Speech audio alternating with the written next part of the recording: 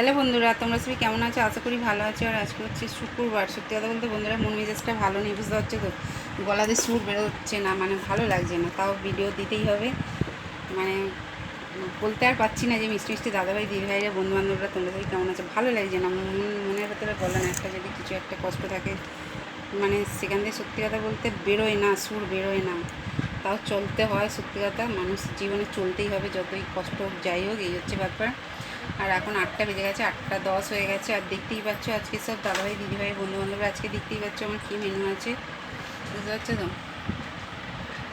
আজকে শুক্রবারের মেনু এখানে দেখতে পাচ্ছি, এখানে ভাত আছে, এখানে ডিমের অমলেট করে ঝাল আছে, আর এখানে দেখো সবজি কিছু করিনি, আছে ভালো লাগেনি, সব ভাজাভুজি করে নিয়েছি। একজন যেহেতু পটল ভাজা, এই মানে ঘি করলা ভাজা, কাঁচকলা ভাজা খায় না বলে, তার জন্য পটল ভাজা আলু ভাজা করে দিয়েছি। আর আমাদের এই যে ঘি করলা ভাজা, কাঁচকলা ভাজা করেছি। আর এখানে এই যে একটু টকের ডাল ছিল, গরম করে দিয়েছি।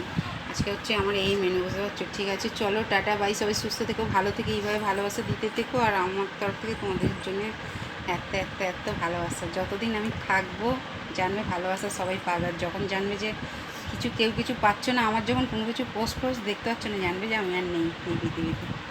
ঠিক আছে, ঠিক আছে, চলো টাটা বাই।